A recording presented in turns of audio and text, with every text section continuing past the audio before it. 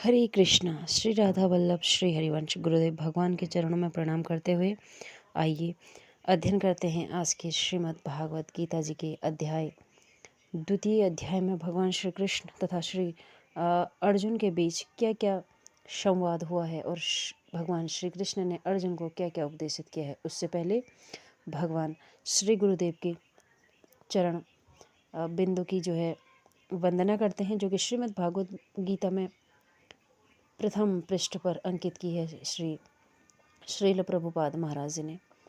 ओम अज्ञानां तिमिरान्धस्य ज्ञानाञ्जनशलाकया चक्षुरुन्मीलितं येन तस्मै श्रीगुरुवे नमः। श्रीचैतन्यो मनोऽभीष्टं स्थापितं येन भूतले स्वयं रूपं कदा मया ददाति स्वपदान्तिकं।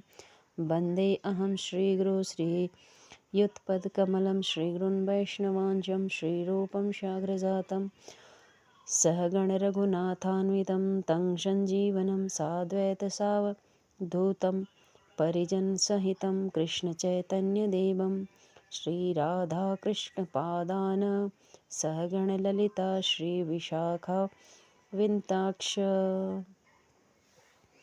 हे कृष्ण करुणा सिन्धो दीनबन्धो जगत्पते गोपेश गोपिकान्त श्रीराधाकान्त नमस्तुते। तप्तकाञ्चन गौरांगी श्रीराधे वृन्दावनेश्वरी वृषभानुसुते देवी प्रणमामि हरिप्रिये। इस प्रकार द्वितीय अध्याय की शुरुआत इस प्रकार होती है, जिसमें जो संजय होता है, धृतराष्ट्र के सन्मुख संजय इस प्रकार कहता है, तं तथा कृपायाविष्टं श्रुपूर्णाकुलक्षीणं विसीदन्तमिदं वाक्यं उवाच मधुसूदनः। संजय ने कहा, करुणा से व्याप्त शोक युक्त अश्रुपूरित नेत्रों वाले अर्जुन को देखकर मधुसूदन श्री कृष्ण ने ये शब्द कहे। भौतिक पदार्थों के प्रति करुणा, शोक तथा अश्रु ये सब असली आत्मा को न जानने के लक्षण है। शाश्वत आत्मा के प्रति करुणा ही आत्म साक्षात्कार है। इस श्लोक में मधुसूदन शब्द महत्वपूर्ण है। कृष्ण ने मधु नामक असुर का वध किया था और अर्जुन चाह रहा है कि कृष्ण उस अज्ञान रूपी असुर का वध करें जिसे उसे कर्तव्य से विमुख कर रखा है। यह कोई नहीं जानता कि करुणा का प्रयोग कहाँ होना चाहिए। डूबते हुए मनुष्य के वस्त्रों के लिए करुणा मूर्खता होगी। अज्ञान सागर में गिरे हुए मनुष्य को केवल उसके बाहरी पहनावे अर्थात स्थूल शरीर की रक्षा करके नहीं बचाया जा सकता। जो इसे नहीं जानता और बाहरी पहनावे के लिए शोक करता है, वह शूद्र कहलाता है, अर्थात वह वृथा ही शोक करता है। अर्जुन तो क्षत्रिय था, अतः उससे ऐसे आचरण की आशा न थी, किंतु भगवान कृष्ण अज्ञान पुरुष के शोक को विनष्ट कर सकते हैं और इसी उद्देश्य से उन्होंने भागवत गीता में उपदेश दिया है। यह अध्याय हमें भौतिक शरीर तथा आत्मा के वैश्लेषिक अध्ययन द्वारा आत्म साक्षात्कार का उपदेश देता है, जिसकी व्याख्या परम अधिकारी भगवान श्री कृष्ण द्वारा की गई है। यह साक्षात्कार तभी संभव है जब मनुष्य निष्काम भाव से कर्म करे और आत्मबोध को प्राप्त करे। कुतस्त्वाकश्मलमिदं विषमे समुपस्थितम् अनार्यजुष्टं स्वर्गं कीर्तिं कर अर्जुन। श्रीमद् कृष्ण ने अर्जुन से कहा, हे अर्जुन, तुम्हारे मन में यह कल्पमश आया कैसे? यह उस मनुष्य के लिए तनिक भी अनुकूल नहीं है जो जीवन के मूल्य को जानता हो। इससे उच्च लोक की नहीं अपितु अपयश की प्राप्ति होती। तात्पर्य यह है, श्री कृष्ण भगवान अभिन्न है, इसलिए श्री कृष्ण को संपूर्ण गीता में भगवान ही कहा गया।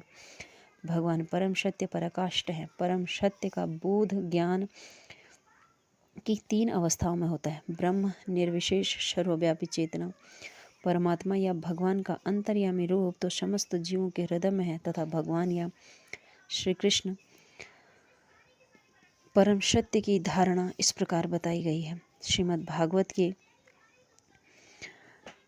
में परम सत्य की इस धारणा को इस प्रकार बताया गया है। वदन्ति ततत्त्वं विषम्यं यज्ञानमद्वयं ब्रह्मोति परमात्मेति भगवानेति शब्दते। परम सत्य का ज्ञाता परम सत्य का अनुभव ज्ञान की 3 अवस्थाओं में करता है और ये सब अवस्थाएं एक रूप है। ये ब्रह्मा परमात्मा भगवान के रूप में व्यक्त की जाती है।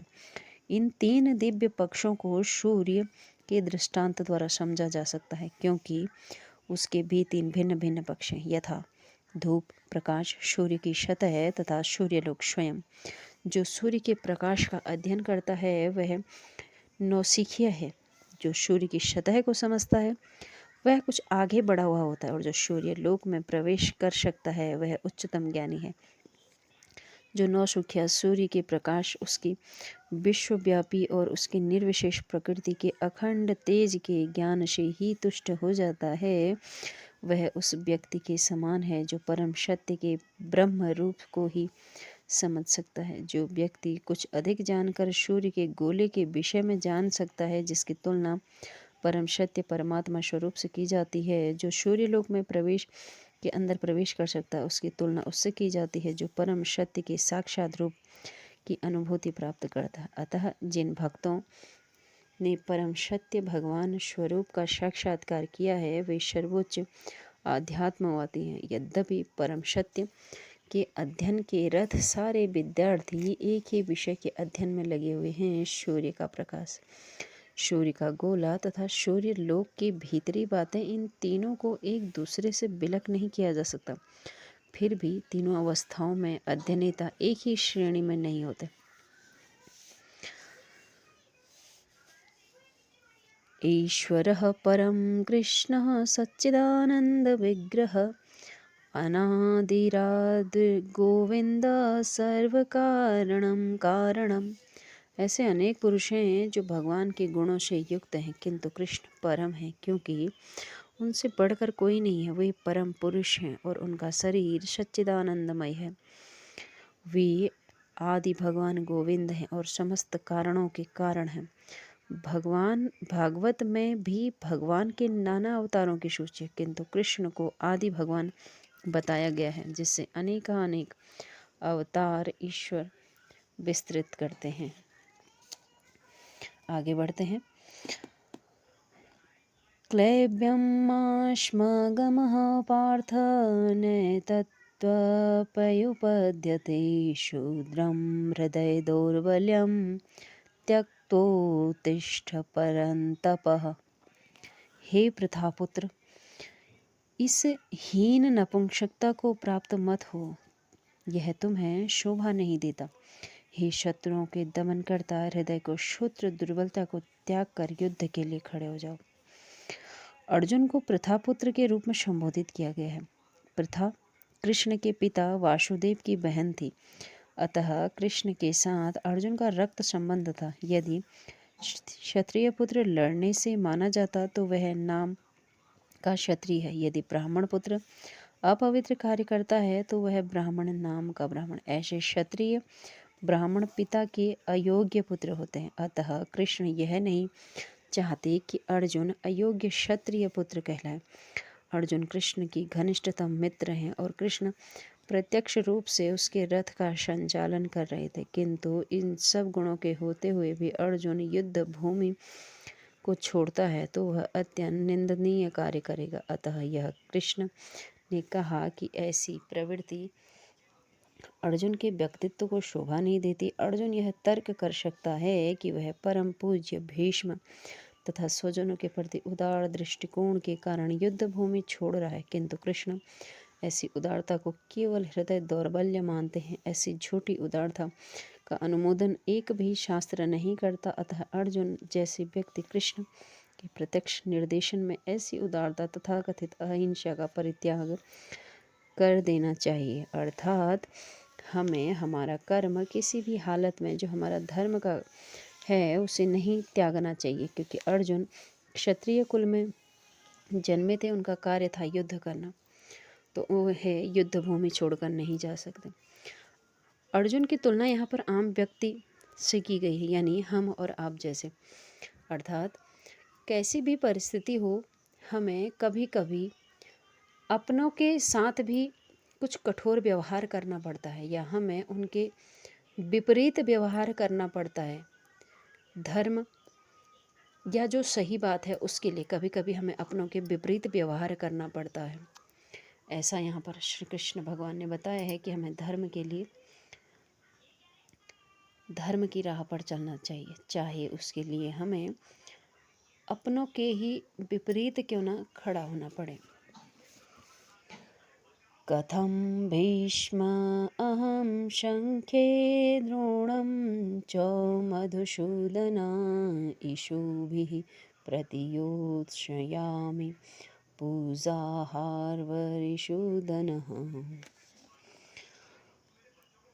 द्वितीय अध्याय के चौथे श्लोक में इस प्रकार अर्जुन ने कहा, हे शत्रुहंता, हे मधुसूदन, मैं युद्ध भूमि में किस तरह भीष्म, द्रोण जैसे पूजनीय व्यक्तियों का उलट कर बाण चलाऊंगा।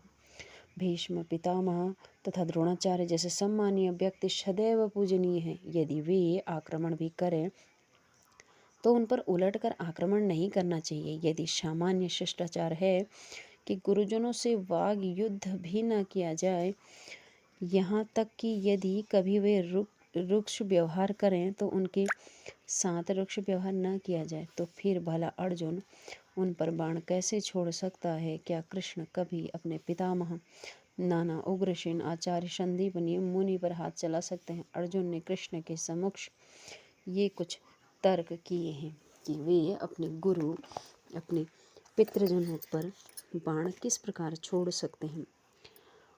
गुरूनः त्वाहि महानुभावान् श्रेयो भोक्तु भैक्ष्यं पिह लोके हन्त्वार्थकामास्तु गुरूनिहैव भुजन्य भोगान् रुधिर प्रधिदग्धधानः।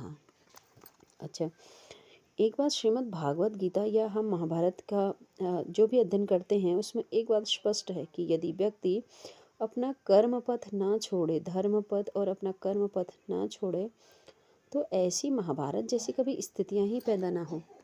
यदि पांडवों ने राज्य ना छोड़ा होता तो कौरव या धृतराष्ट्र, दुर्योधन आदि इनका बल इतना प्रबल होता ही नहीं। यदि द्रोणाचार्य और भीष्म पितामह ने चुप्पी न साधी होती, एक ऐसे वचनबद्ध में नहीं रहे होते जो कि अधर्म की ओर था, तो शायद महाभारत होता ही नहीं। खैर, इस श्लोक में कहते हैं, ऐसे महापुरुष को जो मेरे गुरु हैं, उन्हें मारकर जीने की अपेक्षा इस संसार में भीख मांग कर खाना अच्छा है। श्री कृष्ण भगवान अर्जुन से कह रहे हैं, भले वे सांसारिक लाभ के इच्छुक हों, किंतु जो गुरुजन ही यदि उनका वध होता है तो हमारे द्वारा भोग्य प्रत्येक वस्तु अपने रक्त से सनी होगी। शास्त्रों के अनुसार ऐसे गुरु जो निंद कर्म में रत हो और विवेक शून्य त्याज्य है। दुर्योधन आर्थिक सहायता लेने के कारण भीष्म तथा द्रोण उसका पक्ष लेने के लिए बाध्य हैं। यद्यपि केवल आर्थिक लाभ से ऐसा करना उनके लिए उचित न था, ऐसी दशा में वे आचार्यों के समान खो देते हैं। यानी द्रोणाचार्य ने दुर्योधन के राज्य में बैठे तथा उससे आर्थिक सम्मान लेने के लिए ही उस अधर्म के उसमें चुप रहे थे। किंतु अर्जुन सोचता है कि इतने पर भी वे गुरुजन हैं, अतः उनका वध करके भौतिक लाभों का भोग करने का अर्थ होगा कि रक्त में सने हुए अवशेषों का भोग करना। यानी कि द्रोणाचार्य ने द्रुपद राजा से अपना बदला लेने के लिए कुरुवंश के राजकुमारों को शिक्षा दीक्षा दी, जिसके फलस्वरूप पांडुपुत्रों ने उनका द्रुपद से उनका जो बदला था वह पूर्ण किया, क्योंकि उन्होंने उन्हें जो गुरु द्रोणाचार्य थे आश्रम गुरुकुल इत्यादि ही चलाते थे, राजकुमारों को शिक्षा दीक्षा दिया करते थे। दुर्योधन ने उन्हें अपने राज्य में ही शरण दे दी, क्योंकि उनका पुत्र अश्वत्थामा उनके जो राज्य के लालच में दुर्योधन का मित्र बना, अधर्म की राह पर चला और उसी का शांत गुरु द्रोणाचार्य ने भी दिया। इसका अर्थात कि वे गुरुजनों के सम्मुख मतलब गुरुजनों आचार्यों का सम्मान जो है खो बैठे हैं। न चैतुद्युतः कतरत्नो गिर्यो यद्वा जयं यदि वा नो जयेयुः यानेव हत्वा न जिजीविषां स्थे अवस्थितः प्रमुखे धृतराष्ट्रः। हम यह भी नहीं जानते कि हमारे लिए क्या श्रेष्ठ है, उनको जितना या इनके द्वारा जीते जाना। यदि हम धृतराष्ट्र के पुत्रों का वध कर देते हैं तो हमें जीवित रहने की आवश्यकता नहीं है, फिर भी वे युद्ध भूमि में हमारे समक्ष खड़े हैं। अर्जुन की समझ में यह नहीं आ रहा था कि क्या करें, युद्ध करें और अनावश्यक रक्तपात का कारण बने। यद्यपि क्षत्रिय होने के नाते युद्ध करना उसका धर्म है, यदि फिर वह युद्ध से विमुख होकर भीख मांगकर जीवन यापन करे, यदि वह शत्रु को जीतता नहीं तो जीविका का एकमात्र साधन भिक्षा ही रह जाता। फिर जीत भी तो निश्चित नहीं है, क्योंकि कोई भी पक्ष विजयी हो सकता है। यदि उसकी विजय हो भी जाए तो भी यदि धृतराष्ट्र के पुत्र मरते हैं तो उसके बिना रह पाना अत्यंत कठिन हो जाएगा और उस दशा में यह उसकी दूसरी प्रकार की हार होगी, क्योंकि अर्जुन अपने कर्म, धर्म और अपने परिजनों के मध्य अटका हुआ है, परिजनों के प्रति प्रेम में अटका हुआ है। अर्जुन द्वारा व्यक्त इस प्रकार के ये विचार सिद्ध करते हैं कि वह केवल भगवान का महान भक्त था, अपितु वह अत्यधिक प्रबुद्ध और अपने मन इंद्रियों पर पूर्ण नियंत्रण रखने वाला था। राज परिवार में जन्म लेकर भी भिक्षा द्वारा जीवित रहने की इच्छा के विरक्ति का दूसरा लक्षण है। ये सारे गुण तथा अपने आध्यात्मिक गुरु श्री कृष्ण के उपदेश में उसकी श्रद्धा, ये सब मिलकर सूचित करते हैं कि समुचित पुण्यात्मा है। इस तरह यह निष्कर्ष निकलता है कि अर्जुन मुक्ति के सर्वथा योग्य था। जब तक इंद्रियां संयमित न हो, ज्ञान के पद तक उठ पाना कठिन और बिना ज्ञान और भक्ति के मुक्ति नहीं होती। अर्जुन अपने भौतिक गुणों के अतिरिक्त इन समस्त दैवी गुणों में दक्ष था। कार्पण्य दोषोपहतस्तस्वभाव पृच्छामि त्वां धर्म सम्मूढचेताः यच्छेयः शायिन्निक्षितब्रुवे तस्मै शिष्यस्ते अहं शाधिमां त्वं प्रपन्नम्। अब मैं अपनी कृपण दुर्बलता के कारण अपना कर्तव्य भूल गया हूँ और सारा धैर्य खो चुका हूँ। ऐसी अवस्था में आपसे पूछ रहा हूँ कि जो मेरे लिए श्रेयस्कर हो उसे निश्चित रूप से बताएं। अब मैं आपका शिष्य हूँ, आपके शरणागत हूँ, कृपया मुझे आदेश दीजिए। यहाँ अर्जुन ने पूर्ण समर्पण देकर भगवान श्री कृष्ण को अपने गुरु रूप में स्वीकार कर लिया है कि आप जो भी मुझे आदेशित करेंगे मैं उसका पालन करूँगा। मेरा पूर्ण समर्पण आपके चरणों में है। ईश्वर यही तो चाहते थे कि उसका पूर्ण समर्पण केवल और केवल श्री कृष्ण में हो। यह प्राकृतिक नियम है कि भौतिक कार्यकलापों की प्रेरणा ही हर एक के लिए चिंता का कारण है। पग पग पर उलझन मिलती है, अतः प्रामाणिक गुरु के पास जाना आवश्यक है, जो जीवन के उद्देश्य को पूरा करने में समुचित पथ निर्देश करे। समग्र वैदिक ग्रंथ हमें यह उपदेश देते हैं कि जीवन में अनचाही उलझनों से मुक्त होने के लिए प्रामाणिक गुरु के पास जाना चाहिए। ये उलझनें उस दावेग्नि के समान हैं जो किसी के द्वारा लगाए गए बिना भभक उड़ती है। इसी प्रकार विश्व की स्थिति ऐसी है कि बिना चाहे जीवन की उलझनें स्वतः उत्पन्न हो जाती हैं। कोई नहीं चाहता कि आग लगे, फिर भी वह लगती है और हम अत्यधिक व्याकुल हो उड़ते हैं। अतः वैदिक वांग्मय उपदेश देता है कि जीवन की उलझनों को समझने तथा उनका समाधान करने के लिए हमें परंपरागत गुरु के पास जाना चाहिए। जिस व्यक्ति में प्रामाणिक गुरु होता है वह सब कुछ जानता है, अतः मनुष्य को भौतिक उलझनों में न रहकर गुरु के पास जाना चाहिए। यही इस श्लोक का तात्पर्य है। श्रीमद् भागवत गीता में भगवान श्री कृष्ण ने गुरु की महिमा का भी वर्णन किया है कि हमें श्री कृष्ण तक पहुँचने के लिए, आध्यात्म की राह पर पढ़ने के लिए हमें गुरु की आवश्यकता होती ही होती है। बिना गुरु ज्ञान के हम प्रभु को प्राप्त नहीं कर सकते हैं, क्योंकि ईश्वर तब तक नहीं मिलते हैं जब तक हमें पर गुरु की कृपा नहीं होती। यदि सद्गुरु हमें अपने चरणों में स्थान दे दें, हमारा मार्ग निर्देशित करें, तभी हमें भगवान श्री कृष्ण के दर्शन या उस की प्राप्ति हो सकती है। तो इस प्रकार आज हमने श्रवण किया श्रीमद् भागवत गीता के 2वें अध्याय के 7वें श्लोक तक, और इससे आगे हम श्रवण करेंगे कल। तो इस प्रकार श्रीमद् भागवत गीता जी के कथा श्रृंखला में बने रहिए। प्लीज़ चैनल को लाइक शेयर सब्सक्राइब कीजिए। अपने माता पिता के साथ बैठकर सुनिए, अपने बच्चों को सुनाइए, बड़ा आनंद आता है हमारी वैदिक सनातन धर्म की परंपराओं को आगे बढ़ाने के लिए तथा अपने बच्चों के लिए जीवित रखने के लिए। हमारी सनातनी परंपरा का उन्हें रोज़ एक माला कराना, भगवान के समक्ष हाथ जोड़वाना या इस प्रकार के ग्रंथों का श्रवण पठन पाठन इत्यादि कराना बहुत आवश्यक है। इसी से हमारे हिंदू सनातन धर्म की सुरक्षा होगी। तो आज की कथा को यही विराम देते हैं। कल हम पुनः पढ़ेंगे 2वें अध्याय के 8वें श्लोक से आगे कि भगवान श्री कृष्ण अर्जुन को क्या क्या आदेशित करते हैं। चैनल को लाइक शेयर सब्सक्राइब कीजिए। अपना ख्याल रखिए। हरे कृष्णा, राधे राधे, श्री राधा वल्लभ, श्री हरिवंशम।